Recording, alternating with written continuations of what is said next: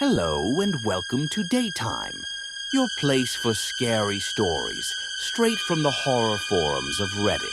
Make sure to like and subscribe for more horror tales of things that go bump in the night.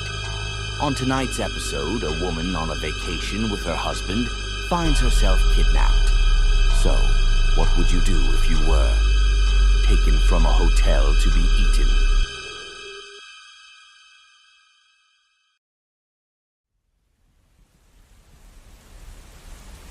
Back in early August of last year, my husband Warren and I went on vacation. We were going to do the tourist thing in one of the South's larger cities, but our trip was off to a rough start. We got stuck in baggage check-in for 2 hours. The self-check-in machines couldn't read our passports. When we finally got through, we got stuck in the security checkpoint and had to go through all our luggage. Because of all this, we missed our flight, and in turn, our connecting flight and a hotel transfer. We weren't pleased. After rebooking, we ended up with a total of 7 hours in delays before we got to the hotel somewhere around 11 in the evening. At that point, it turned out we'd been double booked. They were full. I was about to explode while Quarren looked ready to sink through the floor. Luckily, the hotel had a second location downtown. It was more modern, a bit more expensive, and overall nicer. As a courtesy for their mistake, we got a replacement suite. An upgrade. Finally, some good luck, right? Right. We took an Uber there. The place was practically brand new. They had this electronic system where you didn't get a key. You got a personalized code that worked on every door. Quarren handled the codes while I signed us in. There was a 24/7 bodega with organic snacks, wine, and drinks right by the lobby. A sushi restaurant that closed at 11. A sauna, a gym, an indoor pool, and a whole bunch of complimentary things. A couple of free robes to bring home, and a bottle of white wine with a little "for your inconvenience" note attached. While Quarren took a shower, I ordered us some food and unpacked. We'd been traveling all day, and all nearby restaurants were closed. As instructed, I included the code for the outer doors so they could drop the bag off by our door. We got our late dinner by the time I was halfway through a shower. Quarren delightedly shared how he was going to town on our order. Apparently, it was so good and barely any left. Bastard. They had included 2 extra orders of tiramisu as a little treat, but I couldn't eat it. It had coconut in it, my one allergy. All in all, that night turned out pretty good. We shared a lukewarm meal, watched The Office, and went to bed. We talked a bit about our plans for the next day, picking one thing each from our prep list. A tour of the local distillery, a museum trip, dinner at a steakhouse, the good stuff. So after a long day, we called it a night. But that's where the story starts. At 3 a.m., that same night, when someone opened our door. See, one thing I hadn't realized was that the code for the outside door was the same as for our room. It was a single personal code system. Quarren had been the one dealing with it, and I hadn't thought too much about it. But what I'd accidentally done when ordering food was to essentially hand a stranger a key to our room. And that stranger was coming through the door. I tried to shake Quarren awake, but he didn't react. He was completely out, to a point that it worried me. I could smell something sour on his breath. My mind wandered back to the order we'd gotten, and that extra portion of tiramisu. I hadn't had any, so he had chowed down on both. What if it had been laced with something? The door hinges creaked, and I didn't know what to do. I'm 5 feet 3 inches, unarmed, and in my underwear. I decided on a whim to pretend to sleep. If they were just there to steal, at least I'd be unharmed. They were expecting us to be asleep, so as long as I played along, I should be fine. I held Quarren, closed my eyes, and waited. Careful footsteps made their way across the hotel carpet. The door closed. A slow pacing back and forth next to our bed. I counted at least 2 people, maybe 3. Someone could have stayed by the door. Just the guy. A man whispered. Bag him. They were unwrapping plastic. They weren't in a rush. I could tell they'd done it before. They were quick about it. I held on to Quarren, debating in the back of my head what the hell I was supposed to do. I was leaning towards waiting for them to leave the room and then immediately run outside and get help. something shifted. One of the intruders made a hushing noise and waved the other one over. What? One of them whispered. There. Another answered. The spoon. Since Quarren was the only one who'd had the tiramisu, one of the spoons were left unused. Only one of us had taken the bait. They knew one of us was awake. In the next breath, I was grappled. A hand covered my mouth and another my throat. I was pulled out of bed before I even realized I was struggling. I opened my eyes to 3 dark figures. They were speaking over one another in a moment of panic. One of them saying they were screwed, another saying they should just go, and a third reminding them that they had no choice but to bring me. I got a gun pressed to the back of my neck. One word, and you're done. Then we get him. Understand? I did. I stayed quiet. I couldn't bear the thought of Quarren waking up without me, but what choice did I have? Get dressed. They demanded. Now! They brought me through the staff area, past the laundry room. There was only a skeleton crew working the hotel at night, and most of them were in the reception area. These 3 could walk me out the back like it was nothing. Right outside, they had an inconspicuous sedan marked with a fast food delivery service logo.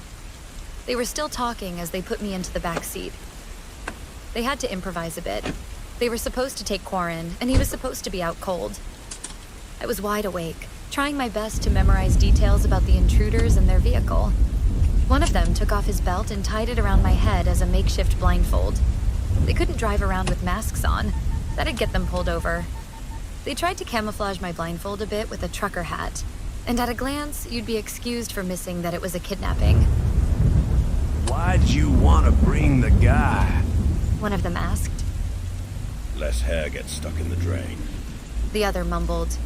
More meat. Sitting in the back of that car was surreal. All the familiar sounds of a calm drive. Braking, accelerating, the clicking of turn signals. But all the while I felt the barrel of a gun poking into my side, right next to my heart. We were going pretty far out. There was at least a 40-minute ride, and we passed through a tunnel at some point. We must have used the highway. There were a lot of cars passing us. Then we went off-road. The road got rougher, and the sound of other cars faded. As we came to a stop, they all drew a collective sigh of relief. Out. Now. They put their masks back on and took off my belt blindfold. I only caught a brief glimpse of the outside area before they shoved me through the door.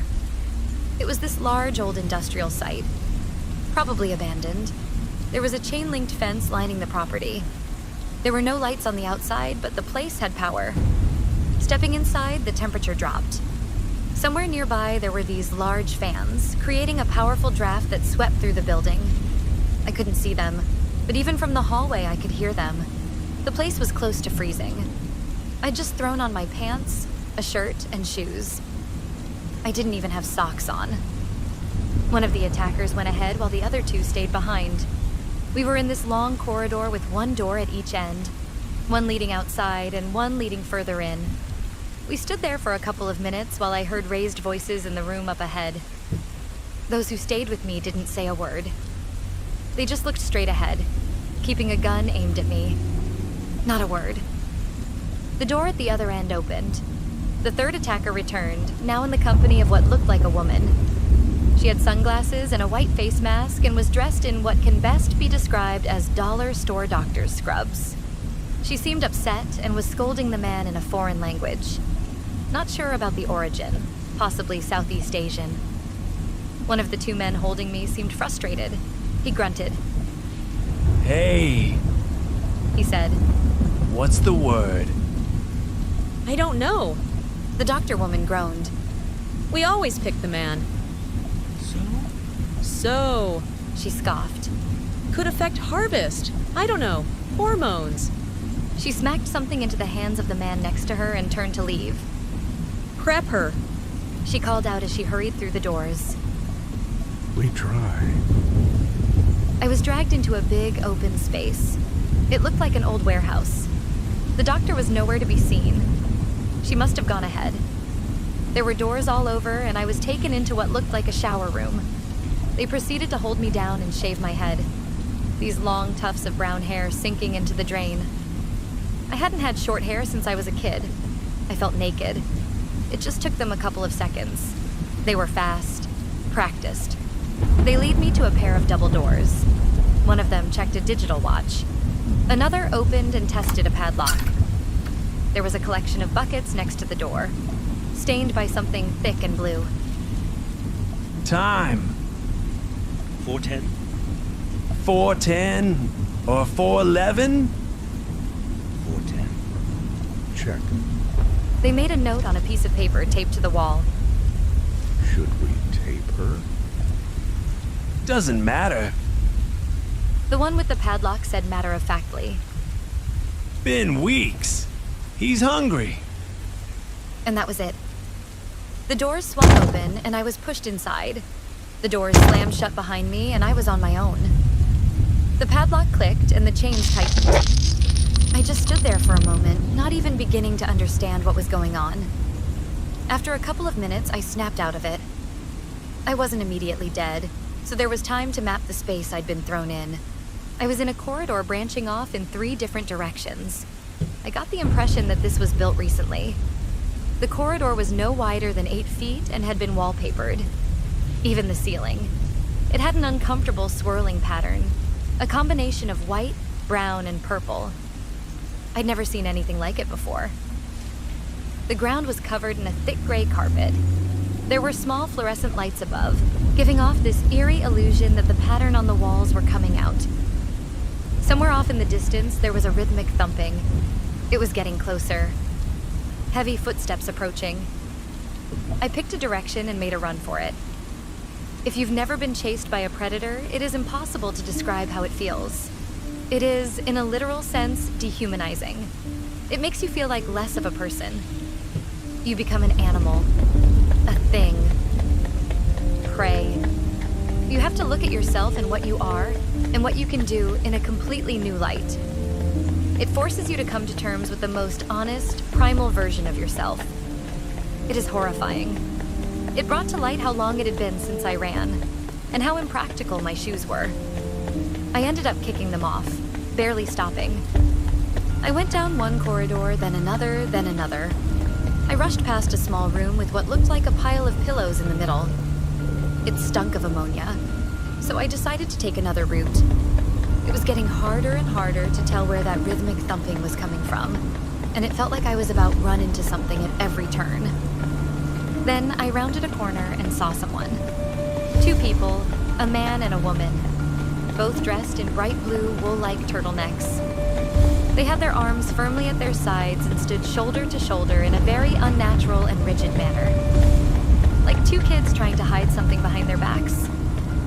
I stopped. For a moment, I thought I wasn't the only one locked in there. That maybe, just maybe, there were others. Maybe we could work together? Then I realized that the thumping had stopped. The moment I saw these 2, it was as if whatever was chasing me had stopped. The 2 of them lurched forward. It wasn't a step. It was like 2 mannequins being pushed. I turned to run as the thumping resumed. This time right behind me, I ran screaming. All your senses go into hyperfocus, and you get 100 thoughts running through your head at once.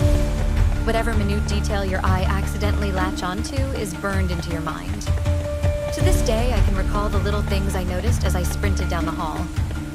Scratch marks breaking the pattern on the wallpaper, stains on the carpet, dark spatter on the ceiling. I ended up back at the room with the pillows. I decided to hide. Hurrying in, I realized it wasn't just a pillow room. This was some sort of lair. There was debris, branches, leaves, flowers, dirt. I dove right in and covered myself with as much as possible, ignoring the smell. I only had a couple of seconds. I was so panicked that I almost swallowed a flower petal. Some kind of dry blue sunflower. I held my breath and hoped. The thumping grew closer. Then it slowed to a tip-tap, clicking. From where I was hiding, I could barely see anything. I could kind of see the edge of a turtleneck sweater. Then something shifted. Now, I only saw the silhouette. But what I saw it didn't make sense. It was those two people I'd seen, but they were sort of moving. Their arms twisted in an unnatural angle, looking more like insect mandibles. Their heads bobbed back and forth like some kind of growth or tail. Their chests vibrated and stretched as they slowly came undone. They weren't two people. They were a single thing, pretending. Seconds later, something grabbed my leg. I was pulled out of the nest and dragged away at a violent speed. I flopped back and forth, slamming into the walls with every sharp turn. I broke 2 fingers by the second turn. I couldn't turn to see what had grabbed me, so I just tried to hold on to something. Anything. The carpet, the wallpaper, the walls, whatever I could. But the force was just too strong. There was no way. Then it stopped. I rolled over onto my back and came face to face with my attacker. And I didn't understand. To this day, I have a hard time describing it. There were so many moving parts. Segmented muscles, like living steel wires. Mandibles and a beak-like mouth. Patches of bright blue hair covering 4 extremities and part of a thorax. A pulsating abdomen. Something warm dripped onto my leg. Drool, perhaps, or a mild acid. It had the same color as the stains in the buckets I'd seen by the door leading into this place. It was a strange blue, and for some reason, that detail just sort of stuck. There were so many little movements at once, and I couldn't even get the scope of how big it really was. It seemed bigger than me, but it could just have long limbs. I couldn't make sense of it. It seemed insectoid, but its movement seemed calculated and intelligent. Then, pain. A bright, burning pain. I mentally blacked out. I flailed, spasmed, and kicked. It had me by the leg, and something sharp had pierced my thigh, picking at my flesh. I could feel my muscle pulling away from me. It was going to snap. I've never felt so vulnerable and exposed. To feel so mortal. It scars you in ways you can't understand, unless you've been there. Then it pulled back, letting me go. Mandibles moved, clicking, hissing. I'd never seen anything like this thing before, but I understood it. It was such a human motion, in a way. It didn't like me. I tasted bad. And that made it angry. It disappeared down the corridor. I just lay there, panting. I didn't even attempt to move. I knew it would hurt like nothing else had. A couple of minutes passed, I think. Maybe an hour. It was impossible to tell. In the distance, I could hear the rattle of the padlock. Perhaps my captors had heard my screams and figured that thing was done with me. Either way, they were coming in. But the moment I heard the door open, things took a sudden turn. Screams and shrieks, gunfire, thumping, popping, clicking, screeching. There was this one noise like a large rubber band snapping in two as a scream suddenly stopped. Panicked voices growing more distant. I sat up and used my arms and one good leg to scooch away. It took a long time, but it was the only way I could move. I didn't dare to look at my thigh, but I could tell it was bad. At least a 2-inch gash. I figured it hadn't hit an artery at least, or I would be dead already. The moment I could see the double doors, I realized something had gone very wrong. The door was covered in a massive splotch of blood, still dripping. Scooching my way out the door, I saw the aftermath of something. The floor was covered in blood and viscera, some which was still moving. I couldn't tell where one person began and the other ended. My hands got slippery as I scooched down the hall, inch by inch. There was still the occasional scream. Someone was being chased. Making my way through that room was a living nightmare. Every now and then I'd recognize something human, like a hand or piece of a leg. I just pushed through. I was doing the movement out of habit at that point. I couldn't have stopped even if I wanted to. A final scream came to a stop. All that was left was the sound of dripping, and me dragging my wounded leg across the floor. In the long corridor leading outside, I found a pile of torn fabric. I didn't didn't want to look at it, but I could see a bit of denim in there. I recalled one of my attackers wearing jeans and decided to take a gamble. I had to feel my way through something I'm not even going to attempt to describe, but I found car keys. As I made my way outside, I managed to prop myself up against the door and limp. Something must have hit a nerve. I had trouble moving my foot. It didn't even hurt. It just didn't work properly. I made it all the way to their car. My hands were pale white from blood loss, and I couldn't stop shaking. Looking back, there was no trace of the thing they'd kept in there. I got in, locked the doors, and took a deep breath. Looking back, I noticed something by the entrance. The doctor. She was coming out of the building dripping with unspeakables. She seemed unharmed, but must have been in the thick of it. She could barely stand and seemed just haunted. An empty gun dropped from her hand. She looked my way, briefly, and then just wandered off. The word that comes to mind was defeated. Blank. I looked down for a second as I put the car in reverse. Looking back up, I saw that thing. It was standing by the entrance, again looking like two people in blue turtlenecks, stained with red. It looked my way, as if considering whether or not to allow me to leave. For a brief moment, it was quiet. We just looked at one another. Then it just closed the doors and retreated back inside. I managed to make it to a gas station. The owner called the police, and the rest is history. I don't think a lot of people read the articles about this. It was deemed as a drug-related gang thing, as the people involved were producing illicit substances. While I agree with this description to a point, I find it wildly misleading. Yes, that thing produced something. But what it was and what it was used for? God knows. I've talked to Quarren about this 1,000 times, but it's impossible to make others see and understand what happened that night. It was just a couple of hours, all in all, but it completely turned my life around for the worse. To this day, my one foot is a lot duller than the other, and I always double and triple check my locks. I made a lot of mistakes that night. I didn't know how the hotel codes worked. Maybe I didn't fight enough when they brought me outside. Maybe it was stupid trying to hide.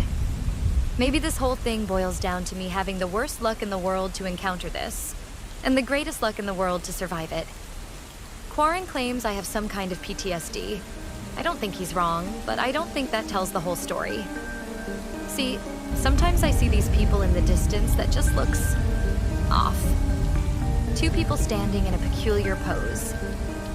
One person and two kids standing deep inside an alley, only to be gone the next time you look. I'm sure some of it is just trauma creeping back to the surface. I'm sure it is, but not all of it.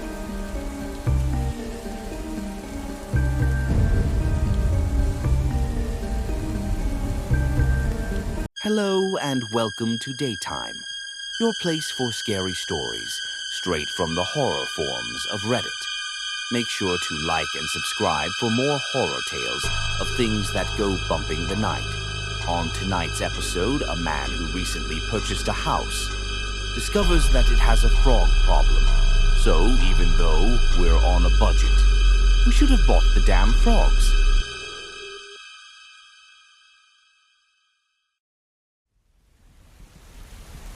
I live in a small town called Tomskog, Minnesota. It ain't a big town, but it is what I've learned to call home. Just south of Fergus Falls, just north of St. Gall. I want to share something weird about this town that started just a few months after we moved in, and it has been getting progressively worse.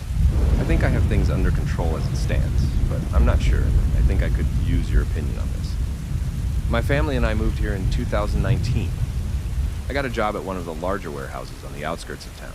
Biggest refrigerated warehouse in the state. I moved here with my wife Laura and two daughters, Beth and Jane, all the way from Chicago. We all agreed on one thing when we got here. The entire town looks like something straight out of the 60s. The town has a long tradition of refrigeration and cold storage. Back in the 60s, the town produced a large portion of the milk canisters, used by traveling milkmen. You know, the kind you've seen in the movies. People who would deliver cold milk in the morning straight to the door. That milk came transported in O'Sullivan's canisters, in bright orange and purple letters. They still use the same font, and those milk canisters can be seen all around town. It is a point of pride, but those days are long gone. There are no milkmen left in Tomskog, but there are a few places that still use that aesthetic as a theme. There's Butterman's Biscuits on Main Street, along with the Rosemary's Dairy, an ice cream stall in the mall. Those places always have someone dressed up as a milkman. The high school also has a milkman-themed mascot, sort of a cowman minotaur thing with a creepy smile. Beth isn't a fan. We had been here for about 6 months when we got a knock on the door. We weren't expecting company, and by then we were fairly settled in. We'd had our share of neighbors coming by already. That time was over. Laura called me over as she opened the door. I was shocked to see a young man, no older than 17, dressed up in that classic all-white milkman outfit. He waved a clipboard at us with a big smile. "Mr. and Mrs. Hives," he smiled. "I'm Tom, from O'Sullivan's. Great to meet you." "Nice to meet you, Tom," chuckled my wife, giving me a side-eye. "That's a great uniform." "Just great," I agreed. "You're too kind. I'm just here to see if you're interested to sign up for any of our weekly deliveries. I'm sorry we didn't get to you sooner, but there have been all kinds of holdups on the factory floor." "I don't, said Laura, looking at me. "I don't think anything comes to mind," I butted in. "Not at the top of my head." Of course," nodded Tom. "Maybe I could leave this with you so you can look it over at your own leisure?" He held out a single piece of paper. I took it, we wished him well, and locked the door. Laura couldn't stop laughing and swore she was going to get me one of those outfits. The paper itself was left on the kitchen counter for a few days until my youngest, Jane, found herself reading it out of sheer boredom one morning. She counted everything on the list, reading it out loud. Most of it was fairly ordinary. You could have eggs delivered, butter, or a few select flavors of ice cream, mostly Ben and Jerry's. There was also sparkling water, fresh juice, and hey, even good old milk. There were also a few dried goods like baking soda and flour. Then at the very bottom of the page was this one line that I couldn't believe. "Frogs," said Jane, my youngest. "It says frogs here." "That can't be right," chuckled Laura. "Let me see." She held it up to me as I drank my morning coffee. There it was, bright as day. Frogs, with an asterisk. Nowhere on the page did it say what the asterisk was for. It was, by far, the weirdest thing I'd seen in this town. Maybe someone in town had a thing for French cuisine, but having frozen frogs hand-delivered to your front door? That's weird. And if it was a cooking thing, why were there no snails? My wife and I talked about it extensively for about a week. At the parent-teacher conference, we tried talking to the other parents about it, but most of them didn't seem to know what we were talking about. They thought we were joking. Some of them had O'Sullivan's regular deliveries, but most were just once a month, and only for some of the cooking basics. Apparently their fresh cream was to die for. I called up the O'Sullivans the following Monday. It only took a single ring before someone answered. Not a machine either, a real person. We exchanged pleasantries and I explained that I'd gotten a sign-up sheet from Tom, and they were delighted to have me call back. It was all very pleasant until I brought up the frogs and the asterisk. "Oh, you got one of the houses out by the lake?" "Not really by the lake, more in the vicinity of it." "That's why it is there, just in case you need some frogs, unless you have your own." "Why would I need frogs? Could you please explain in clear terms why?" "Sir, I'm sorry, but I need you to lower your voice." I'm not proud to say I didn't.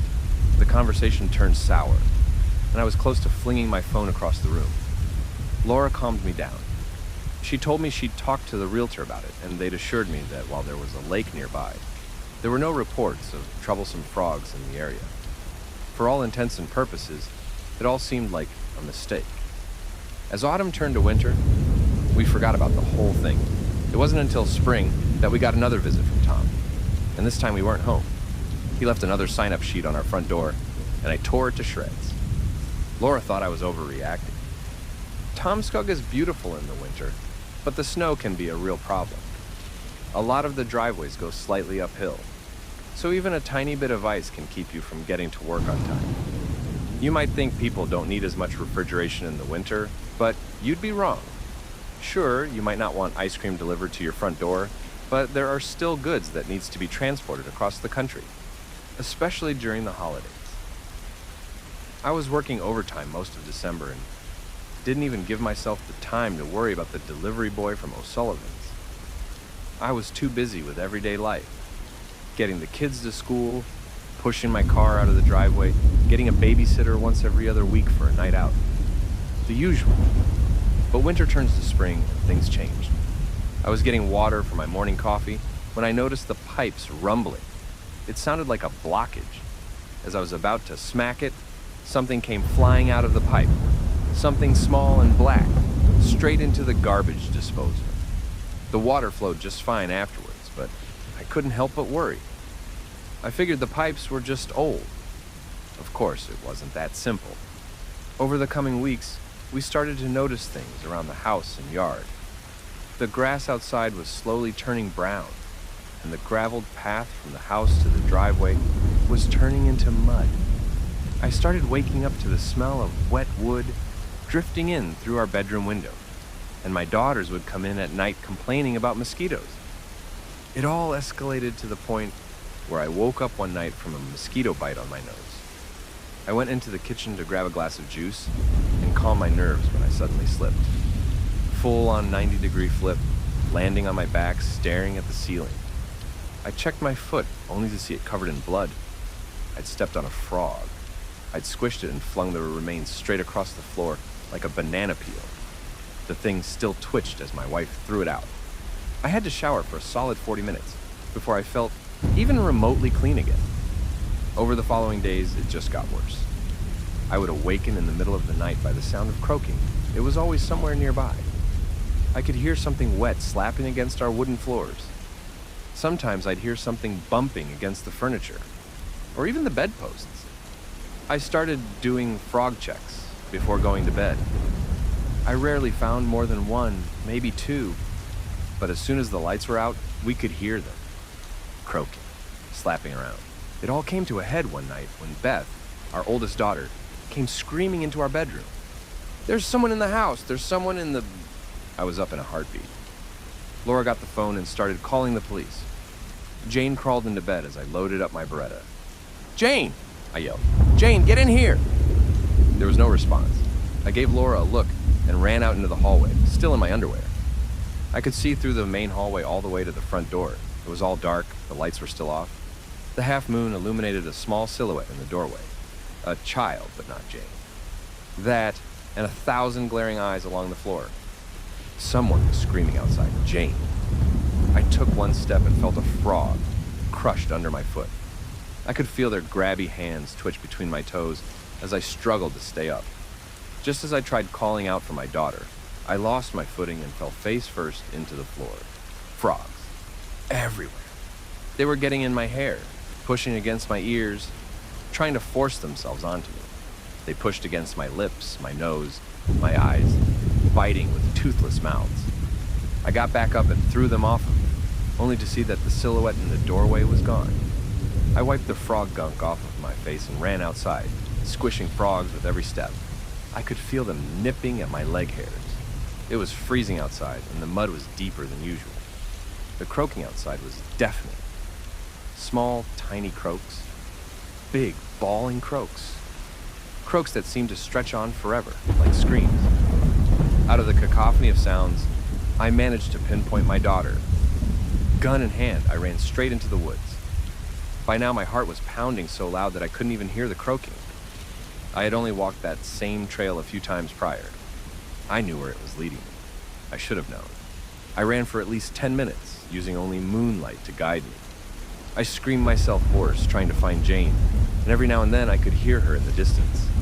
I would trip on branches, step on sharp rocks, tear myself open against pine and birch, but I would just keep going. I pushed myself so hard I didn't even notice my hand cramping against the trigger of the gun. Luckily, the safety was on. The lake is usually a calming sight. A small freshwater lake, perfect for fishing, with a big rock in the center. You can usually tie up your boat there and take a dip in the summer. I'd done so a few times before with the girls, but the lake was teeming with frogs. The forest was booming with croaking, and I couldn't see Jane anywhere. Suddenly, something breached the surface of the lake.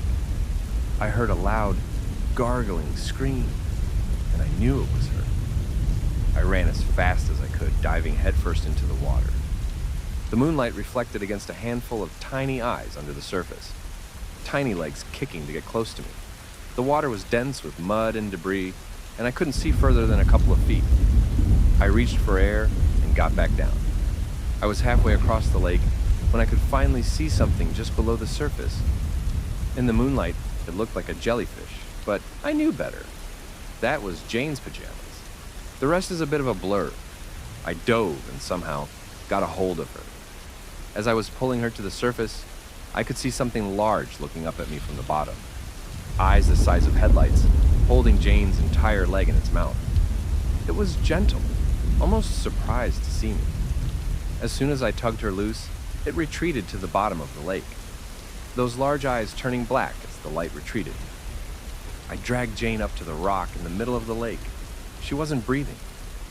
I performed CPR, screaming for help. I was panicking so bad that I couldn't keep count. I kept shouting, screaming, crying, begging, but in the end it was just her and me. As she finally coughed up a lungful of lake water, along with a tadpole, I held her close. All around the lake I could see little silhouettes staring at us. Short, hazy shadows, the size of children. They were croaking. We didn't tell the entire story to the police. There was no way they would have believed us. Instead, they figured it had been a case of night fright and that Jane had gotten lost in the woods. We just let them believe what they wanted. We called Tom from O'Sullivan's back. He came the very next day, all dressed up in white. We asked if he would recommend us ordering the frogs. Once is enough, he smiled. Most of the old folks who live by the lake knows to keep a frog or two in the house. How come, I asked. If there are already frogs in the house, there's no need for any more frogs to come in. He nodded, tapping his forehead. So they stay away. So we get frozen frogs, and then we're good. They're just hibernating. Just go ahead and put them somewhere real nice, and I'm sure it'll all be just fine. I signed us up for a single delivery of 4 frogs. Tom seemed pleased. As he was about to leave, I stopped him. I gotta ask, are we the only ones in town who need this? Tom looked past me, locking eyes with my youngest daughter. For a few more years, Mr. Hives, unless you want to take your chances. We got 4 frogs delivered. I set them up in a nice terrarium in the hallway. Jane barely even remembers that night and doesn't seem as shaken up as the rest of us. Hell, I've seen her play with the damn things. But me? I get the shakes every time I hear them croak. There haven't been a single frog on our property since. The grass is green again, and the graveled path stays graveled even during bad rains. But sometimes, at night, I swear I can see those hazy outlines of children along the edges of my property. They croak. Hello and welcome to Daytime, your place for scary stories, straight from the horror forums of Reddit. Make sure to like and subscribe for more horror tales of things that go bumping the night. On tonight's episode, a man working as a climatologist gets a report of a place with weird weather. So, what's the forecast there? Because here, it is snowing feathers.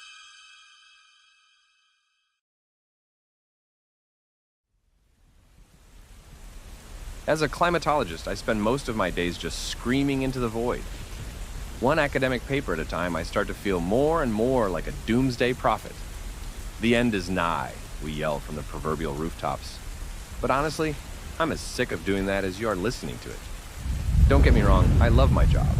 I get to see and understand things that others usually take for granted. To see the machinations of the planet come together to explain an unpredictable outcome. To face the storm and say, yeah, I get it. We're learning the language of Mother Nature, her screams, tantrums, agony, and relief. But earlier this year, I was sent to study something new and different. I wouldn't go as far as to say we're bound to the whims of an eccentric millionaire, but at the same time, it wouldn't be too far from the truth.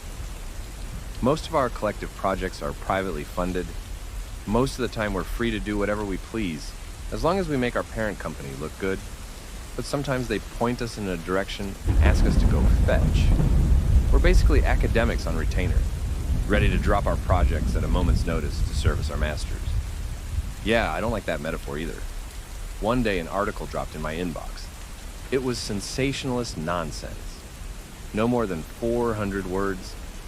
about fishermen coming back from the sea covered in feathers. They called it feather snow, and they swore to its authenticity, claiming it usually came around every 2 weeks or so. The article played it off as a joke, but I wasn't laughing. I could see who sent it to us, our parent company. We had a short staff meeting, and it turned out everyone had been sent the same article. Someone was heading southeast of Portsmouth to debunk it. Well, it turns out that someone was me. I got set up at a small bed and breakfast. All cynicism aside, the people of New Hampshire are wonderful. They were welcoming and understanding, and without a hint of mean spirit. I felt so open about what I was doing there that I told anyone who asked, and I got very honest responses. Apparently, the feathers now was a known phenomenon that dated back to the 80s. It was more frequent nowadays, but there were articles way back speaking of the same thing. Fishermen who'd gotten caught in it weren't locals, and had called the papers. That resulted in the article we'd seen. The locals knew better. This type of thing happened every now and then. Once I got to talking with the local fishermen, it was made apparent that feathers now was a real thing. Very real. They planned around it, and they avoided it when they could. They'd pull up their nets early and reposition their boats to avoid it. 4 different families of fishermen showed me feathers from the previous falls that they'd saved in jars, and I was allowed to take some home for testing. It dawned on me that these were real people dealing with real consequences. This wasn't some sensationalist nonsense. I sent the feathers in for testing with some of my colleagues. The results were back within a couple of days. 4 different types of gulls, great black-backed, laughing Mew and Franklins, as well as a couple of Forster's tern, pretty common New Hampshire seaside birds.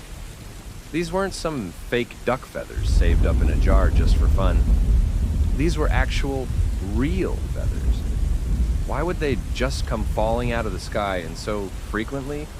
I managed to get a hold of a captain, willing to take me out to sea at the next feather snow. Captain Willard Morrow and his son Robert. They also had 2 fishermen who worked for them, but there was no need to bring them along just to witness the feather snow.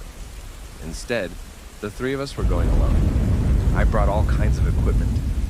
I was going to measure everything from cloud density to humidity to freaking radon. I just brought whatever I could. Before I left my room, I also brought along my lucky binoculars. Few things can be as valuable as seeing something up close with your own eyes. And these binoculars had been with me for a long time. Hell, they'd helped me spot the origin point of a tornado once. It was a Sunday afternoon when we pulled up the anchor and set out to sea. Not too far out, but far enough that the coastline started to look like a thread. I double-checked my equipment, and Willard was doing the same. His boat was tried and tested, but all electronics were no more than a couple of years old. Just as I was making sure I'd capture everything, he was making sure we were getting back to land. His son, Robert, spent most of his time texting and counting the minutes. Feathers now wasn't something new and exciting to these people. Around 6 p.m., we saw the first signs. Clouds were gathering, but they were spread thin and white. When it rains, clouds turn black. These were classic cirrus clouds, not something you associate with bad weather or storms. Strong winds, perhaps. I was triple-checking my equipment when Robert poked his head out of the cabin window. He pointed just off the side of the boat. See? There's one. He was right. There was a feather there. How hadn't I noticed it? Then I saw it. Millions of feathers falling in unison, a blanket spread out for miles, tumbling through the air just a couple of feet of distance between them. White feathers calmly touching the ocean. A few of them landed on me, and the boat got covered in them. Robert sighed. He was probably going to have to hose the deck off once we got back to land. There it is, said Willard. Like clockwork. Feathers now. What do you think? No idea, I said, shaking my head. How can it... Every 2 weeks? Yous believe us now? We're not just telling stories anymore? Catching a feather between my fingers, I just stared in disbelief. Of course, I'd thought they were lying. I'd thought it for days, but this was real. This was something you could hold in your hand. Willard just laughed. When I got back to my room, I started trying to make sense of the data. There'd been no increase in humidity. It was as if 1 second there was nothing, then there were feathers. Usually I could tell by the equipment readings when something happened, but there was no cutoff point. There was not a single point where I could say, look, this is where the feathers started to fall. There was nothing like that. They tumbled down, and that was it. Full stop. I talked to my boss about it, explaining that we basically had nothing to go on. He didn't care for it. Either I made something out of this or I didn't. I could debunk it or explain it. There was no middle ground. Now that I'd seen it and taken pictures, there was no question of it anymore. It was authentic, but odd. That was the best way to describe it. Odd. I spent a couple of days just making up a new plan. I spent my nights at the local pub watching football. Go Wildcats, I guess. And taking long walks. I didn't know how to proceed. There are no rule books for this type of thing. I met Willard and his 2 fishermen at the pub one night. They recommended I talk to a guy named Humphrey, or Hump, and they gave me a number. He was a pilot of a small plane used for displaying banners and messages, a skywriter of sorts. He was a retiree who ran a private pilot course for folks around the area, and he was a bit of a local celebrity. You should see what's going on in the clouds, Willard suggested, and if you're going up, you want Hump to pilot the damn thing. It wasn't a bad idea, and it earned them a couple of beers. Go Wildcats. I'm not afraid of heights, and I'm not afraid of flying, but this time, I was. I got in touch with Hump, and we decided to go up during the next feather snow. He didn't mind.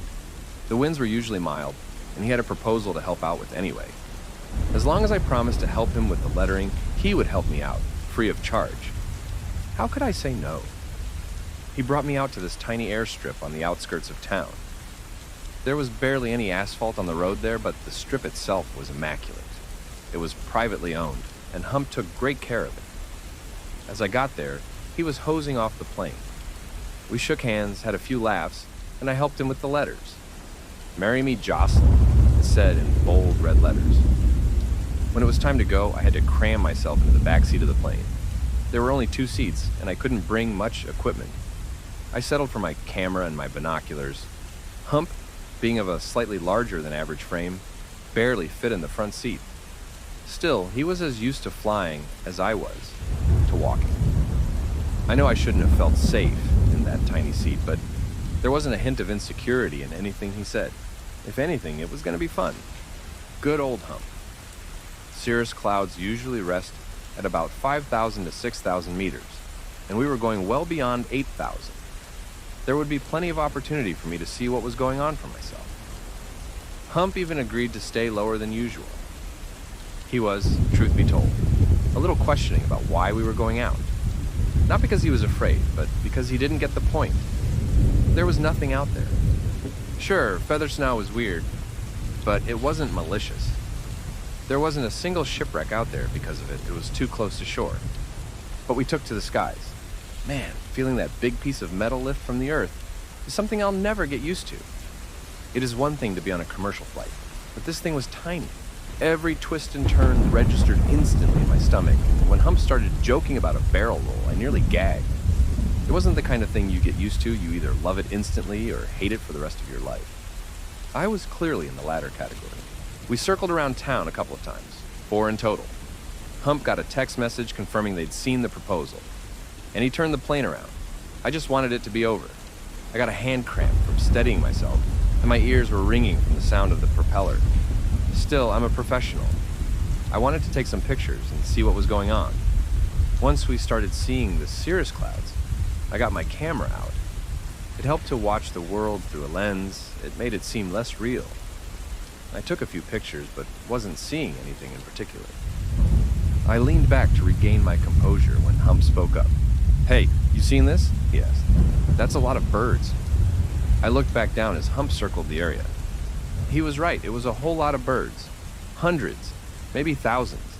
More than there should be. They were circling a particularly thick part of the cloud cover. Hump took us down to get a better view, and I photographed at least a dozen different species, all flying in a circular formation like a ring in the sky. It would have been impossible to see them from the ground. They were hidden by the clouds. They were all of different white plumages, and they kept to a certain part of the sky where the clouds obscured them. "You seeing this?" he repeated. "What are they doing?" "Same as us," I laughed. "Either sightseeing or fishing." I brought out my binoculars to get a better look. Then I saw it. In the center of the bird ring, where the clouds were the thickest, there was a black spot. It hadn't been there a few seconds ago. A big circle-like shape. I photographed it, putting my camera on max zoom. What happened next will haunt me. A white circle appeared inside the black spot. As Hump took us up, I realized I was staring at an eye. An eye the length of 2 fishing boats. In the literal blink of an eye, thousands of birds just disappeared. Their bodies were gone, leaving only feathers behind. Feathers that slowly wafted down like snow. Then, the eye turned its attention to us.